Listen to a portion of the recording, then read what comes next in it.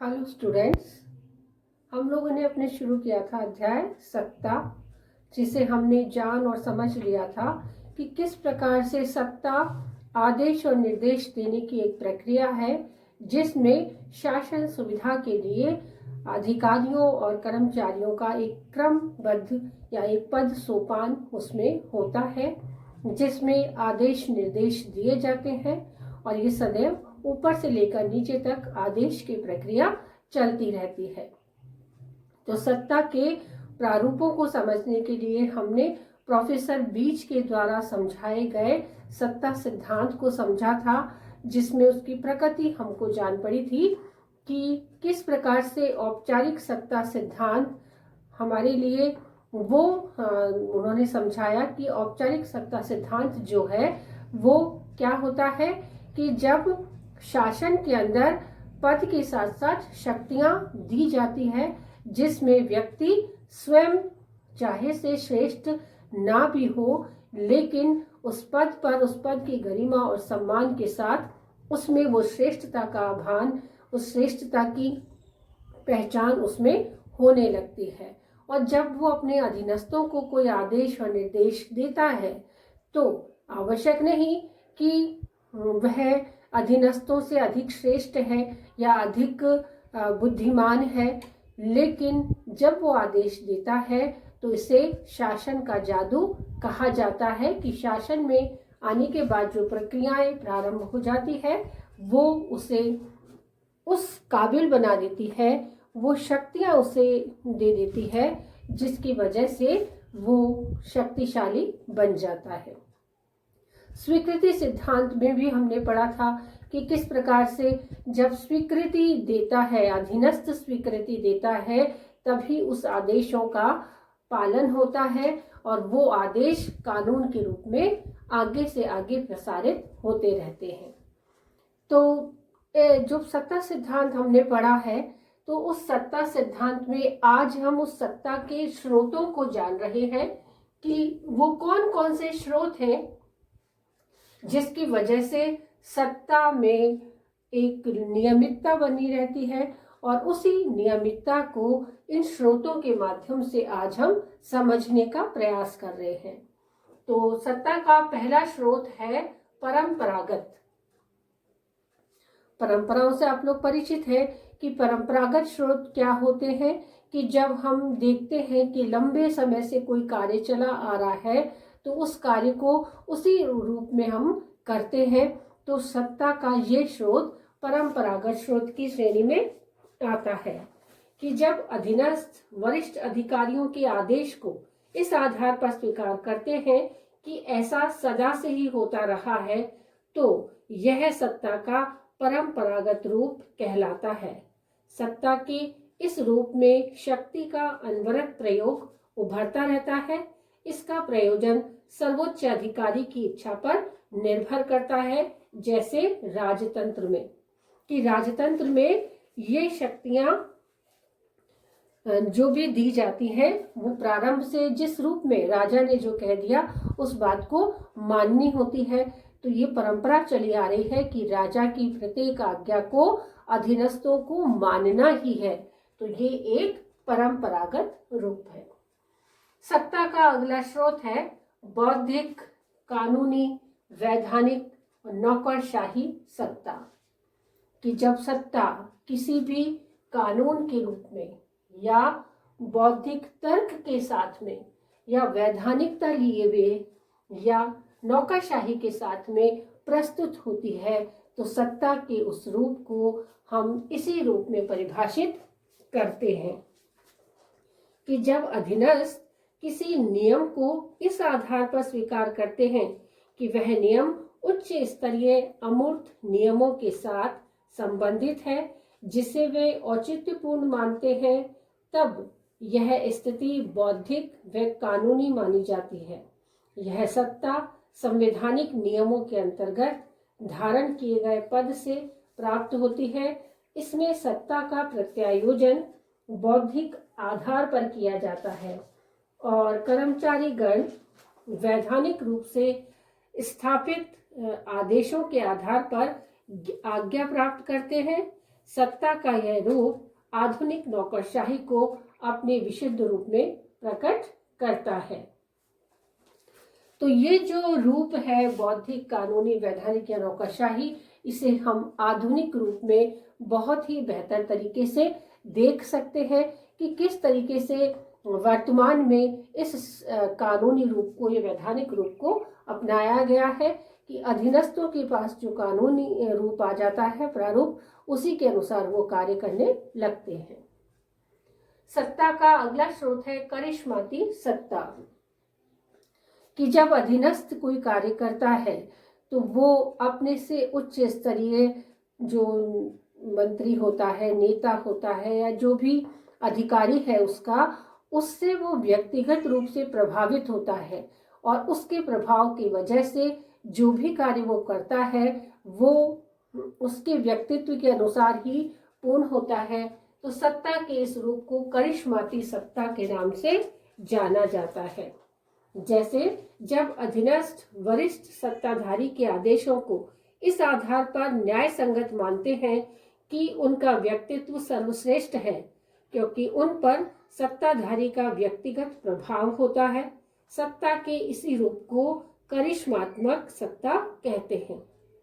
इस स्थिति में कोई प्रत्यायोजन नहीं होता और अधीनस्थ कर्मचारी सत्ताधारी के व्यक्तिगत सेवक के रूप में आचरण करते हैं। अधीनस्थ अनुयायी की भांति अपने प्रिय नेता के आदेशों का पालन करते हैं। तो सत्ता के इस स्रोत को करिश्मात्मक सत्ता कहते हैं। अगला पॉइंट है राजनीतिक सत्ता।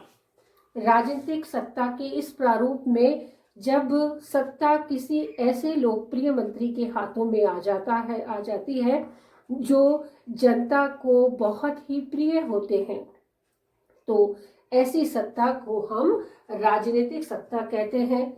जैसे प्रिय जो नेता हैं, हमारे जो भी नेता है, जैसे वर्तमान में हम देख सकते हैं कि नरेंद्र मोदी काफ़ी विख्यात प्रख्यात नेता हैं, लोकप्रिय नेता हैं।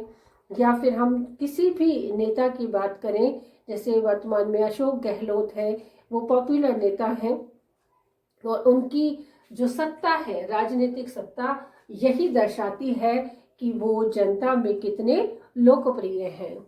तो इस राजनीतिक सत्ता का अर्थ ये होता है कि जब राजनीतिक कार्यपालिका शक्ति किसी लोकप्रिय मंत्री के हाथ में आ जाती है तो सत्ता के इस प्रकार को राजनीतिक सत्ता कहते हैं। जैसे भारत का प्रधानमंत्री और अमेरिका का राष्ट्रपति इसी राजनीतिक सत्ता को दर्शाता है। अगला है रेखा अधिकार सत्ता। इसका अर्थ होता है कि जब आदेश उच्चता से लेकर निम्नता तक लंबवत रूप में चलते रहते हैं, उच्च से अधीनस्थ, फिर उच्च से अधीनस्थ, फिर अधीनस्थ, फिर अधीनस्थ, इस तरह से लंबा लंबा जो चलता है लंबवत रूप, वो रेखा अधिकार सत्ता के दायरे में आता है। सत्ता का प्रवाह उच्च से अधीनस्थों को लंबवत रेखा के रूप में प्राप्त हो तो आदेश की इस प्रक्रिया को रेखा अधिकार सत्ता कहते हैं। अगला है स्टाफ अधिकार सत्ता। स्टाफ के रूप में सभी सदस्य किसी सत्ता का प्रयोग करते हैं जो केवल परामर्श होता है, जिसमें सभी को आपस में एक दूसरे की सलाह या सहायता देकर ही लक्ष्यों को प्राप्त किया जाता है। तो सत्ता के इस रूप को स्टाफ अधिकार सत्ता कहते हैं। तो स्टाफ अधिकार सत्ता के अंतर्गत स्टाफ के सभी लोग मिलजुल कर किसी सत्ता का प्रयोग करते हैं जिसमें वो केवल परामर्श देते हैं, कि परामर्श देकर सत्ता का जो कार्य होता है, जो लक्ष्य होता है, अपने लक्ष्यों तक परामर्श के माध्यम से पहुंचा जा सकता है। एक दूसरे को सहयोग देकर ये अपने निश्चित लक्ष्य तक पहुंचते हैं, उसे हम बोलते हैं स्टाफ अधिकार सत्ता। अगला है सरकार के अंगों के आधार पर सत्ता। सरकार के प्रमुख अंगों से हम लोग वाकिफ हैं। व्यवस्थापिका, कार्यपालिका और न्यायपालिका जब अपने अपने कार्यों को बेहतर ढंग से करती हैं और दूसरे के कार्यों में हस्तक्षेप नहीं करती, तो सत्ता के इस प्रारूप को सरकार के अंगों के आधार पर सत्ता कहा जाता है। सरकार के तीनों अंग व्यवस्थापिका, कार्यपालिका और न्यायपालिका के बीच सत्ता को बांट दिया जाता है और सत्ता के सफल संचालन के लिए इन तीनों प्रमुख अंगों का सहयोग समान मात्रा में होना आवश्यक होता है। अगला प्रारूप है संख्यात्मक आधार पर सत्ता।